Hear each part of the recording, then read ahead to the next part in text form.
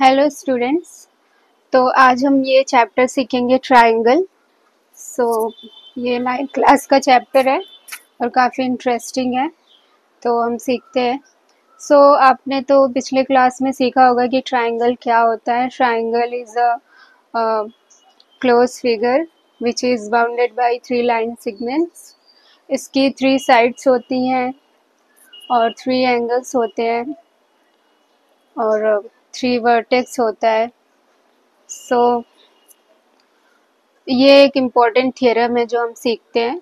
इसके ऊपर आगे के सम सब हमें सॉल्व करने हैं, तो पहले हम ये सीख लेते हैं। What is saying in this theorem is the measure of an exterior angle of a triangle is equal to sum of its remote interior angle.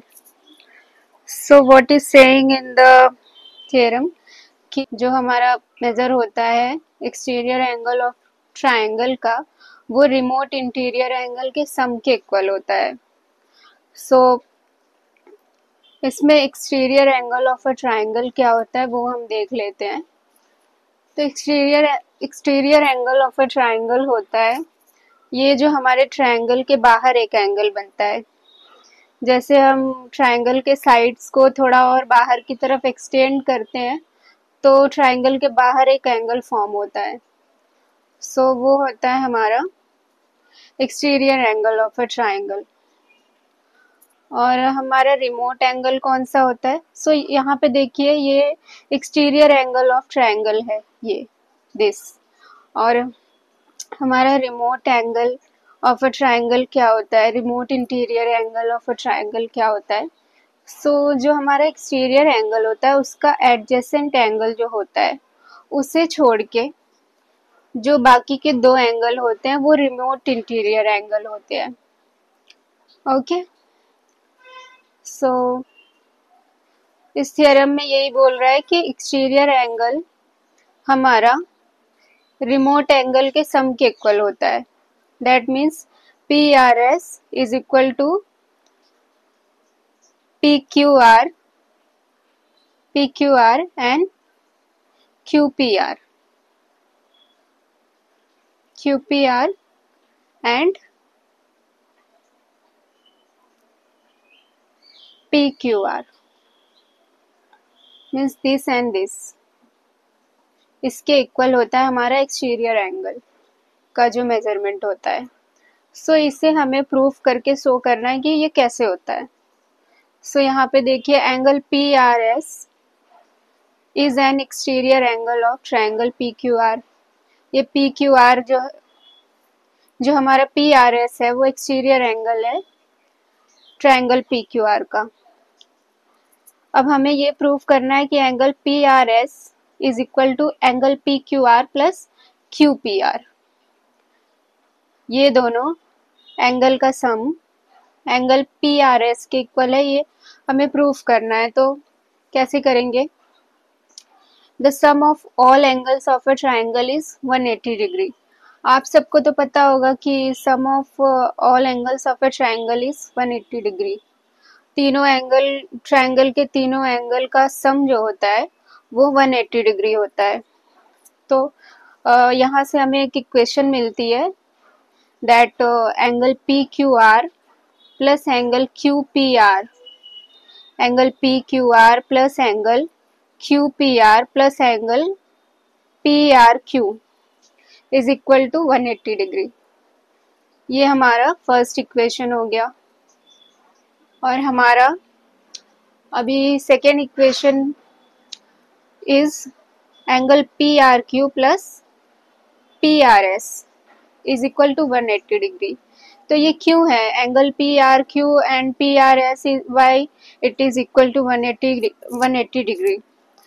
ऐसा इसलिए होता है कि किसी भी लाइन पे हमारा मैक्सिमम जो एंगल बनता है वो 180 डिग्री का बनता है। किसी भी लाइन के किसी पॉइंट पे जो नंबर ऑफ एंगल्स बन सकते हैं वो 180 डिग्री मैक्सिमम बनता है। तो मतलब हमारा पी आर एस और P R Q total 180 degree का है।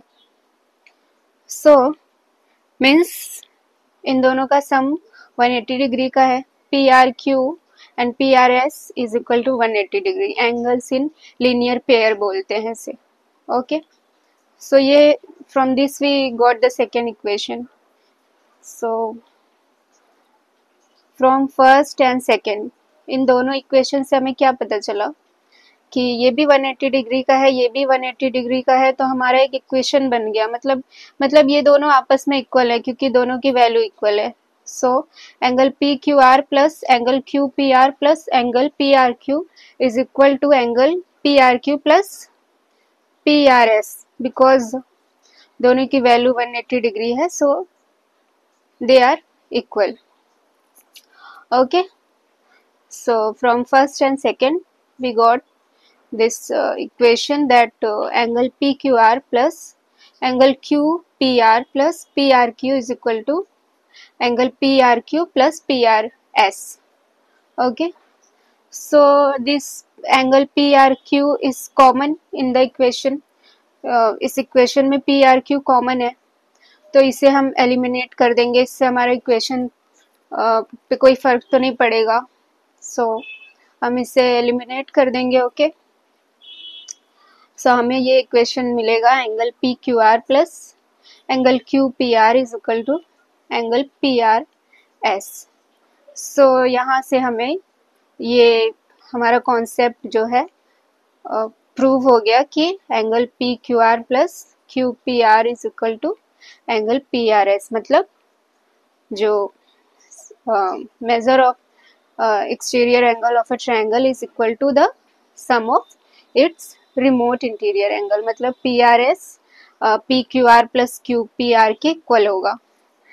सो ये पूरा अगला एक्सरसाइज इसी थियरम के बेसिस पे रहेगा मोस्टली. सो ये थियरम बहुत इम्पोर्टेंट था, पहले समझना. ओके, आगे हम एक एक्सरसाइज सॉल्व करेंगे. Practice set 3.1. so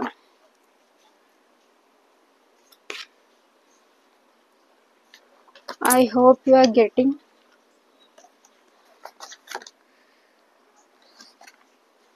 so practice set 3.1 का कुछ सम सॉल्व किया है मैंने, और आगे का सम सॉल्व करते हैं. पहले ये समझ लेते हैं. सो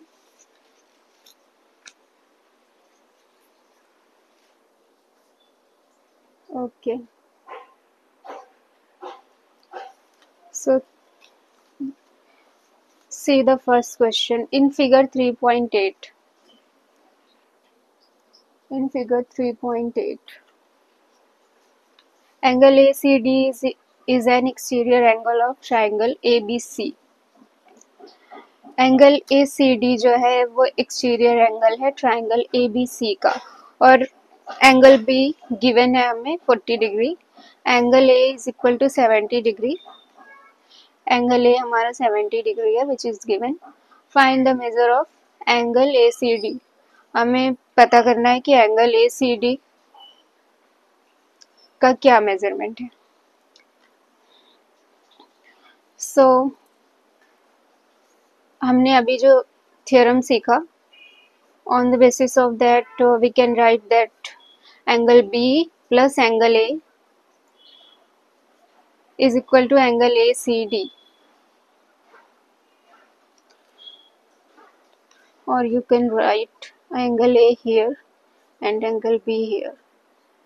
So angle A plus angle B is equal to angle ACD. So angle A is 40 degree plus angle A is 70 degree and angle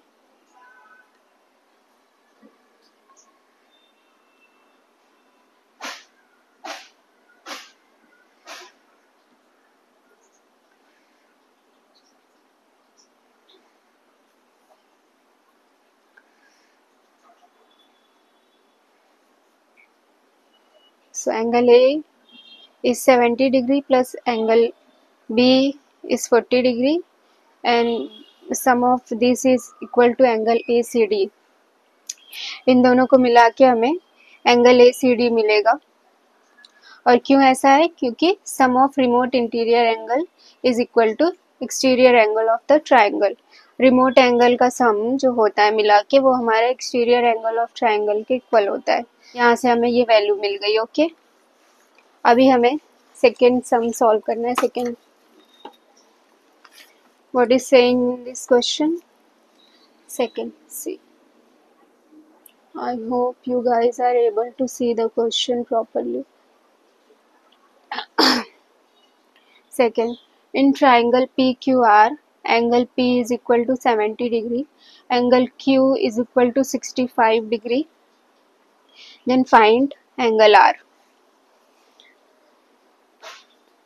So there is a triangle, एक triangle है जिसमें PQR एक ट्राइंगल है जिसमें आपका angle P given है 70 degree और angle Q भी गिवन है 65 और हमें एंगल R फाइंड आउट करना है। तो it's very easy. So angle P plus angle Q plus angle R is equal to 80 degree, sum of all the angles of triangle. हमें पता है ना, ट्राइंगल के सारे एंगल का सम मिला के 180 डिग्री होता है।